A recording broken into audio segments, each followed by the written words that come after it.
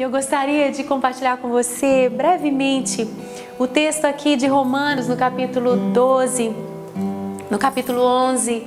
Se você não conhece ainda o que a Bíblia diz acerca de Israel, do povo judeu, de como as promessas, a vocação e o chamado de Deus é irrevogável e permanece sobre a vida deles, leia a carta aos Romanos especialmente. E eu poderia falar tanto, mas o nosso tempo é curto.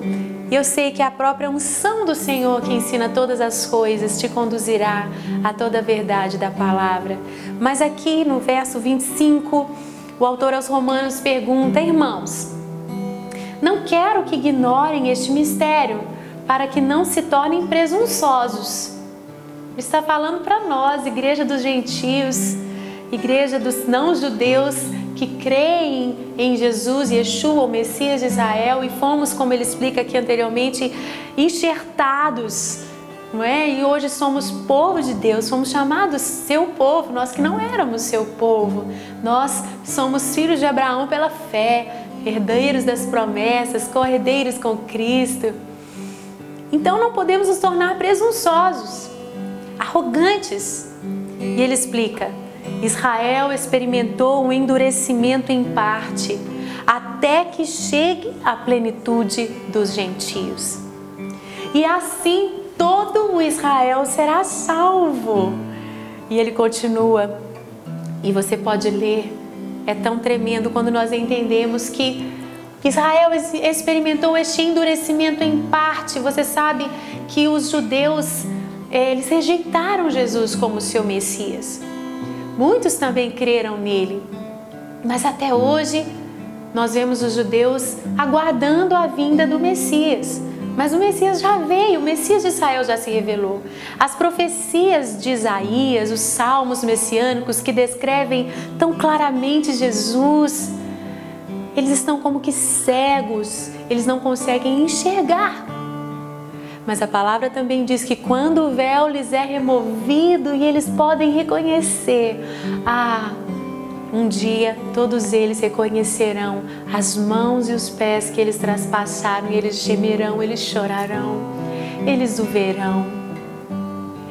É tão interessante que nesse texto diz: até que a plenitude dos gentios chegue. É como se existisse uma medida diante de Deus dos gentios que serão salvos. Nós aqui no Brasil, que temos sido alcançados pelo Evangelho e que não somos judeus, nós somos parte do cumprimento dessa palavra. Nós temos que evangelizar os nossos brasileiros, nós temos que evangelizar todas as nações da terra, para que a plenitude dos gentios chegue. E a promessa diz aqui: e assim todo o Israel será salvo. O cumprimento da grande comissão, ele faz parte de um plano de salvação global que vai alcançar todos os povos e a nação de Israel. E é tão lindo ver que à medida que os gentios, as nações vão sendo salvas, parece que a medida dos judeus que vão sendo salvos também vai acompanhando, porque hoje nós estamos vivendo os dias em que o maior número de judeus já tem sido alcançados em toda a história pelo poder do Evangelho de Jesus.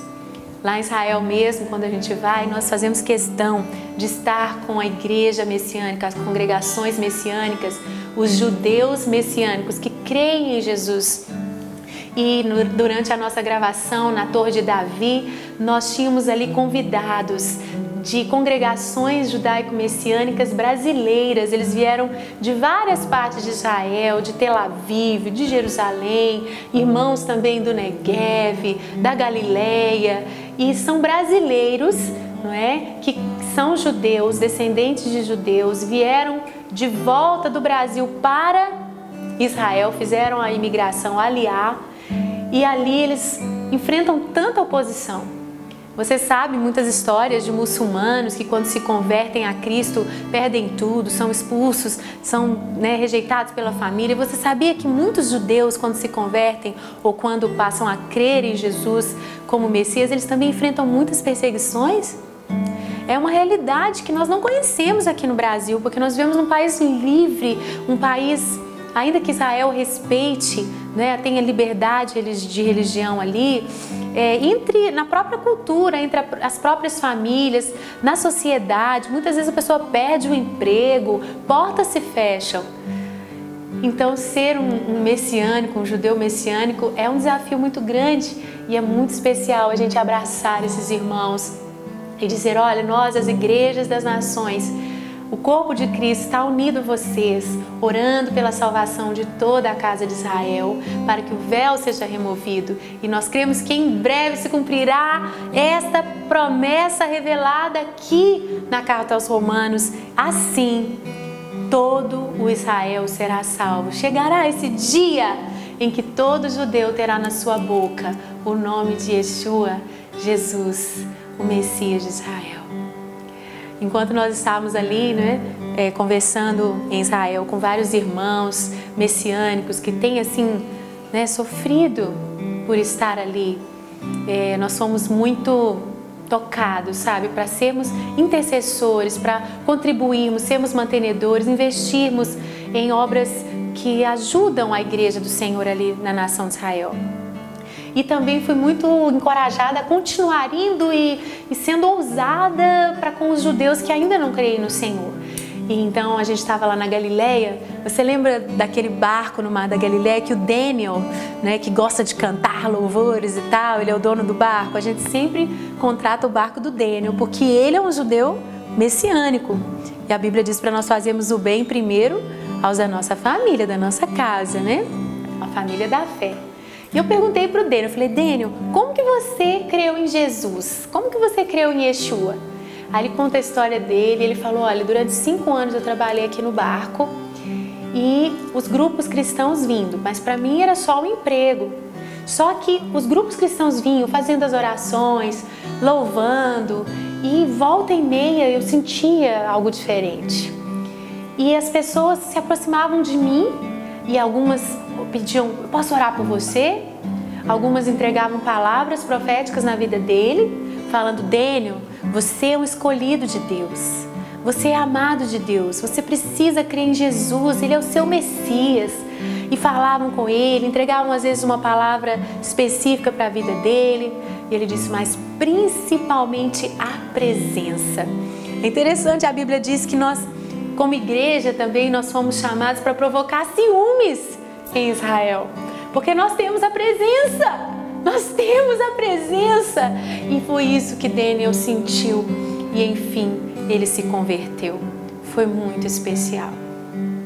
E eu falei: olha, que isso me encoraja a me aproximar mais, a ser mais ousada com os guias turísticos que muitas vezes não são ainda messiânicos, são judeus, e nos conduzem, falam tanto sobre Jesus, falam sobre a Bíblia, falam sobre Elohim, mas às vezes são até judeus seculares, nem são religiosos. Eles precisam o quê? Eles têm o conhecimento, eles precisam do sopro, da revelação, e nós temos o Espírito para soprar sobre eles, para ministrar sobre eles.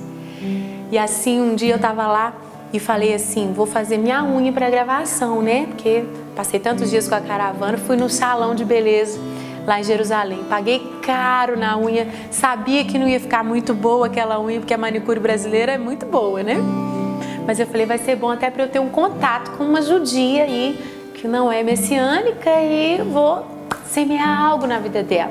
Fiquei lá, com a mão de molho e pedindo ao Senhor uma oportunidade. Como que eu ia falar com ela alguma coisa que fosse significante, que fosse de valor eterno, E aí conversa vai, conversa vem, eu orando em espírito, ela pergunta para mim: o que está escrito no seu anel? Eu estava com um anel escrito em hebraico. Eu falei: eu não acredito que ela me fez essa pergunta. Eu falei: é você que sabe ler? Você leia para mim, o que está escrito aqui em hebraico? Aí ela começou: Yehoshua. Ah, Yehoshua é o nome de alguém? É o nome do seu marido? Eu falei: olha, quase, viu? Porque eu amo muito esse homem. Eu falei com ela: você não conhece Yehoshua? Yehoshua é o nome do Messias de Israel, o seu Messias. Aí ela deu uma risadinha assim, ela falou assim: mas eu não acredito. Eu falei: você não acredita nele? Ele falou assim: não. Eu falei assim: eu acredito. Aí ela falou assim: eu acredito só em Elohim. Só em Elohim. Eu falei assim: eu também, eu acredito só em Elohim. Ela: não, você acredita em Elohim? Eu acredito em Yehoshua. Eu falei assim, mas eles são um. O pai e o filho são um. Você não sabe? Você nunca leu lá em Isaías, no seu livro, falando que a Virgem conceberá, dará à luz um filho, e o seu nome e tal. Aí ela ficou assim. Aí eu fui abrir na internet, no meu celular, em hebraico, na Bíblia, e mostrei para ela, olha, lê aqui, é o seu livro. Aí ela leu e tal, fez assim. Aí a gente continuou conversando outras coisas e eu por dentro tava assim, vibrando, né, com aquela oportunidade, orando. Aí eu falei assim, aqui eu vou abrir mais um texto para você. Aí abri Isaías 53, que é um texto totalmente messiânico, né, do servo sofredor, que é a descrição da cruz. E ali eu pus para ela e tudo. Aí ela leu assim, não falou nada. E eu sei que eu vim embora. Mas a semente foi plantada e a palavra não volta vazia, a palavra é poderosa. Eu acredito que ela não é uma judia religiosa, acho que ela nunca deve ter lido Isaías, mas eu acredito que o Espírito Santo vai trazer assim uma inquietação e ela vai ler mais, e ela vai procurar saber, ela vai ter essa curiosidade e eu creio. A salvação é um milagre.